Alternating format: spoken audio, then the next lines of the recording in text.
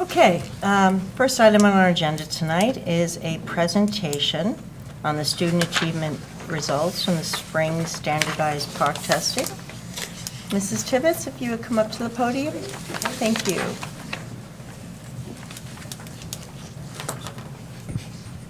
Thank you very much.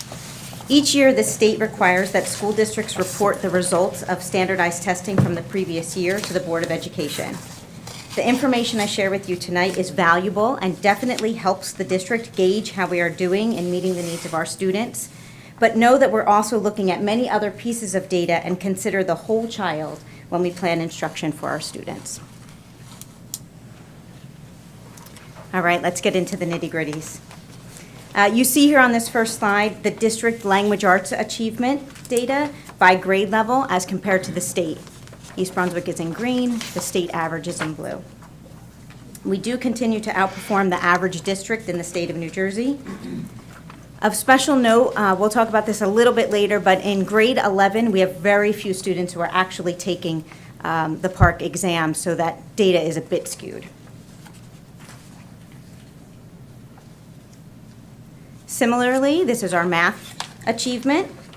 I'll share a little bit more about the math results on a future slide since it's much more complicated than the English assessments.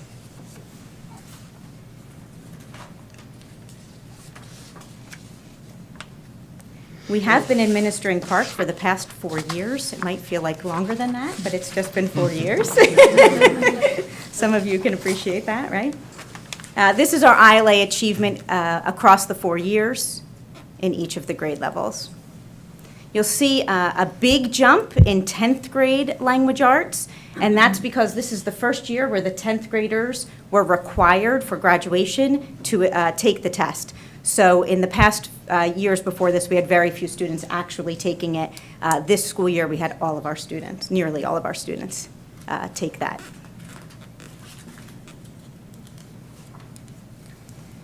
And this is the math 4-year comparison.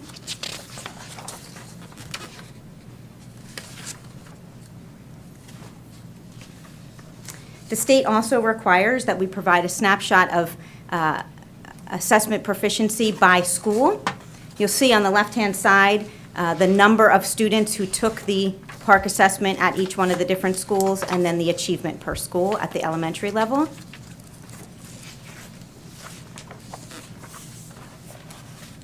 And at the secondary level, these are the English language arts results. And again, this is where I can point out here, when you look at the English language arts 10, only 96 students took it last year. This is really important for us to be aware of because it actually has a significant impact on public information about our school district. So the state of New Jersey publishes a school report card every year, and in their calculation this past year, they just changed it. In the calculation of the state report card, any student who was able to take the PARCC assessment, who chose not to, who opted out of taking it, is considered a 0 on their score when they create the state report card. So our state report card score, especially at the high school, is really much lower than what we know our students to be, and our school district to be performing at. But it does have a significant impact when we hear about our rankings on niche.com and those sorts of things because they use the state report card score. We've shared our concerns about that being considered a 0, but at this point that is the way that the state represents it, and we had nearly 600 students who should have been eligible to take it, but 96 students who actually did. Excuse me, Nicole. Yes. You could just go back a sentence. So in other words, these rankings, all the various rankings, one of the criteria for rankings is PARCC participation? Well, it's not PARCC participation, PARCC, okay. Really. It's your average score on PARCC. But if a student didn't take it who was eligible to take it, it counts as a 0. And it's about 18% of the weight of all of the things that they calculate is just English alone. So that's a complete misrepresentation of our actual academic achievement. Yes, it is. Correct. Yes, it is. Oh, Correct. What a shocker, okay. But it does have a big impact, more than just on our own state rankings. Ultimately, when families are looking to move here, that's one of the things that they look at. So, we want to be aware, we want to make sure the public understands that there's more to East Brunswick High School than a PARCC score. Oh, yeah. So, Thank you, sorry to. no problem. Similarly, this is the mathematics scores. Now, as I said before, math is a little bit more complicated. Once you get into Algebra 1, you don't take a grade level assessment. You take an assessment attached to the actual course that you're enrolled in. When we look at this Algebra 2 at the high school, 210 students took the test, but 622 students were eligible to take the test. So again, significant impact in what that data looks like and what that means on our school report card. In Hammersholt, Algebra 1 is the highest academic math that you can take at Hammersholt, and we obviously do a pretty good job of identifying students to participate in that. The students are very successful. The same happens when you move down to Churchill. The highest academic course you take at Churchill is Algebra 2, and our students perform very well in that. So that's where we are with the state report card. Can I ask a quick question? You sure can. About the Algebra 2, so is it a low number at the high school because a lot have taken it at Churchill already? Or? So about 100 students have already taken it, but there were 620 students who were actually eligible to take it this past school year. So there's more than 600 students in the grade level. So, Okay. Thank you. yep. Not all of our students take PARCC tests. We do have some students who are significantly disabled who are unable to take the PARCC assessment, but the state of New Jersey does require that they participate in a standardized test. And we use what's called DLM for short, dynamic learning maps, where the students do take an assessment on the computer where they demonstrate their ability. We have a very few students who are taking it across the district, but this is their proficiency level by grade level. I won't get into the nitty-gritties of the crazy high school graduation requirements as far as state assessments go, but I do want to make you aware that current 10th graders and 9th graders, and anybody after that at this point, only have two ways in which they can graduate high school as far as their assessment requirements go. They either pass the Algebra 1 PARCC and the ELA 10 PARCC assessments, or as a senior, they submit to the state of New Jersey a portfolio of practice, and the state reviews that to give the final okay for students to graduate. You cannot take that portfolio of practice unless you've participated in every PARCC test that you've been eligible for as a high schooler. So this changes things for us a little bit at this point. Is that new, Mrs. Tippett? Not since PARCC, it was implemented when PARCC was implemented, So but they rolled it portfolios can in. only be utilized by students who have in fact taken the PARCC exam? Only the current 10th graders and 9th graders. Oh, okay. So they rolled in their graduation requirement. So every grade level, since PARCC has been implemented, has different state standardized test graduation requirements. So currently, our current 12th graders can take the SAT and get a certain score on the SAT. They can take ACT, AccuPlacer, all sorts of other options to demonstrate their proficiency. And if they can't pass one of those, they can do this portfolio of practice. We haven't had students in our district who have needed to do that portfolio of practice because there's many other ways for them to demonstrate their academic proficiency. But as the years have moved on, they've tightened the reins on that a little bit. And for class of 2021 and beyond, you have to be able to pass Algebra 1 and ELA 10, or take all those other assessments and pass your portfolio of practice. That's And the current law. the dynamic learning map, how is that utilized? The dynamic learning map, students who are taking that are typically waived from having to pass a state evaluation. They have to take it. The state still requires that they take it, but they don't have to pass. And would students who participated in this DLM ever be eligible to produce a portfolio? Or They- no? Most likely, they have it written into their IEP that they wouldn't see. need to do that. So if they're Okay. taking DLM, that is their path towards graduation. Okay. And is this DLM utilized by other states besides New Jersey? To be honest with you, I'm not sure. Renee, maybe you can, I'm sure it is. I mean, it's not a state-developed test, so. Okay, Many different states. okay. One of the things I would like to just clarify about the portfolio process is that as we move to this, that if students take all of their eligible PARCC assessments and they still don't meet the graduation requirements and have to submit a portfolio, you can imagine the number of portfolios the state is going to be assessing at a single time. And our fear is we will get into a situation where we will be heading towards a graduation date and the state won't have reviewed all the portfolios. It's a good point. Right now, this past year, 40% of the state of New Jersey passed the Algebra 1 PARCC, across the state of New Jersey. So think of the other 60% of the students who potentially end up in a couple of years moving towards that portfolio. And we are concerned about when we would end up getting those results for our students. So what can we as a district do to help prevent these troubleshoot, given this crazy Yeah, so. metrics of We continue to have assessment? conversations at the state level. All the administrators, through a variety of their networking associations, have been talking about it.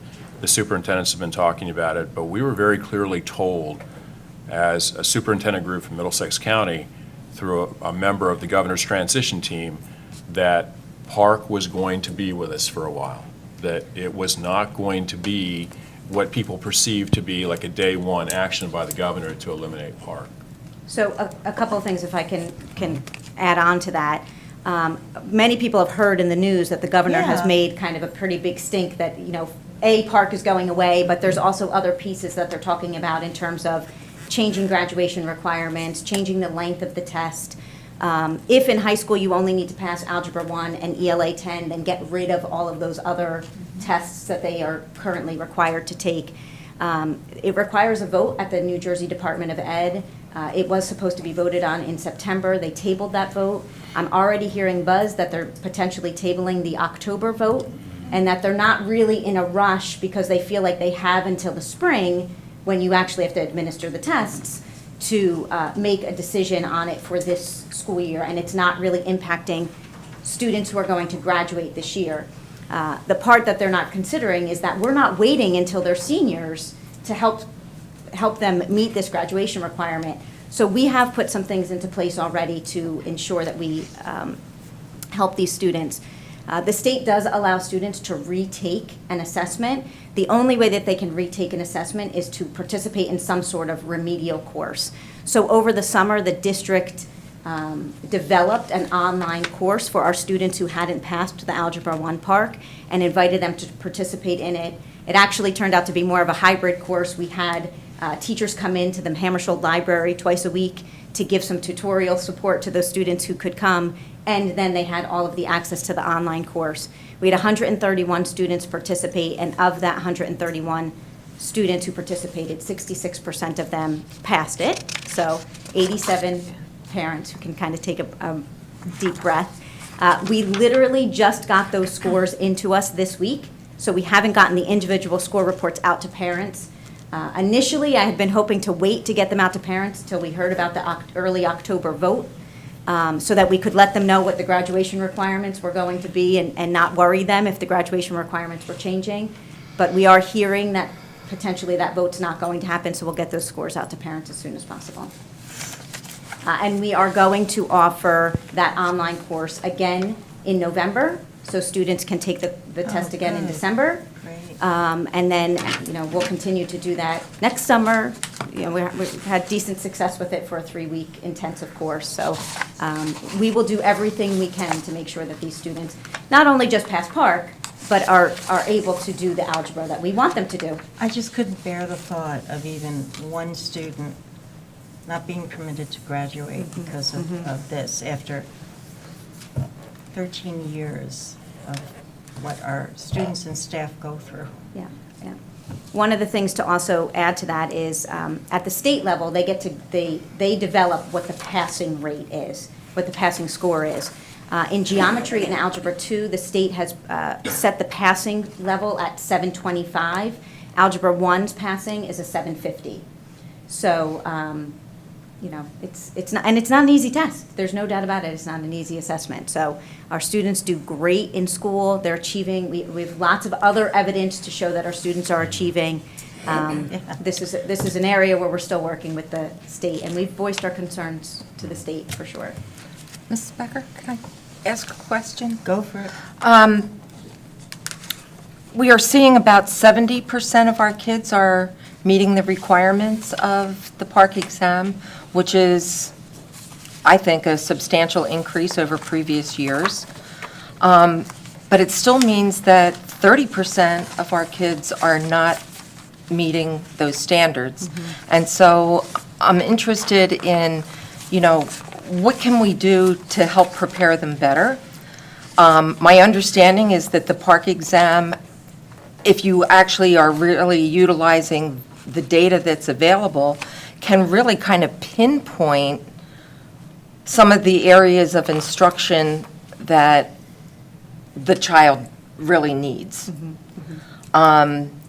So anyway, I'm hoping that you're going to be able to tell me that you're poring over the data, and that next year we're going to have 80%, and the year after that 90%, and so forth. I'll tell you that. Okay.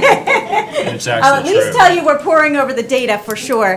I mean, does it actually give you that precise information as to what, in fact, is lacking in this child's background that might allow them to do better in a subsequent year? It does give us good data in that area, there's no doubt about it. And our school vision for this year, the theme we've been using for the school year with the teachers is meeting the needs of all learners, and that's one of the pieces that we've really been focusing on, is digging into our data, and then not just knowing our data, but adjusting instruction based on what that data is telling us. And certainly the PARCC data is one of those pieces of data that we're using. When we developed the online course, we actually developed it with broken up by the strands that you get from the PARCC results, so that we can use this during our regular Algebra 1 courses and actually say to students, work on section 2, because that's the part that you've been struggling with. So we're hoping that that will be valuable to them as well. But there's no doubt that we agree that even 70%, even 90% is great unless your kid's in that 10%. Exactly. Right? So we're never going to settle for anything less than 100%. Okay. And finally, kind of to wrap up, we are already planning PARCC administration for this school year, not just December for the retake of Algebra 1, but we have put together, and I know this is incredibly small and you can't actually see it, but it's posted on our website, or will be posted on our website by tomorrow morning. This is the assessment schedule for the school district. Again, the state requires that we put in kind of a one-stop shop every standardized test that we offer to our students, and who takes it and who requires it. And then all sorts of resources attached to that for each one of the assessments. So you have a copy of that, and then it'll be posted on the website and blasted out to parents as well so that they can know. We are hearing from the state that the schedule is going to change, that tests that are taking 4 days, over 90 minutes a day, potentially are going to be cut by 25%. That's the percentage that they have out there right now. So we've left our testing windows right now as a window, because we anticipate, that's one of those things that they can make a change on very quickly. We anticipate that that schedule will change pretty significantly, and that testing will look different this year than it has in the past. Any questions for me? Thank you so much. I just want to say thank you to our teachers and to you and the whole administration for the PARCC preparation. It changes so much. I mean, they change the length, they change the questions, they don't give you the proper preparatory materials. You look online, you can't even find the stuff. So we all recognize it's a big challenge. We thank you. And we're really committed, and I'll speak on the behalf of the teachers and Dr. Boley as well, is we're really committed to not pass PARCC. right? We want our students to Correct. know the academics, right? That's the piece that we're really focusing on more than PARCC. The PARCC scores are the ones that are easy to see, easy to capture compared to the rest of the state. But we are thinking about our students much more deeply than just one assessment. That test assessment calendar is. It's awesome, isn't it? I grew up in New York, and we used to think it was a hardship to have to take a Regents exam along with a final every year. Man, piece of cake. So some of these assessments are not for every student. DLM is Yeah, not but every still, student. look at Access that. is not every student. But there are a lot of assessments. Thank you. You're welcome. Thank you. Thank you for a Thank very, you, Mrs. very Tibbetts. comprehensive report.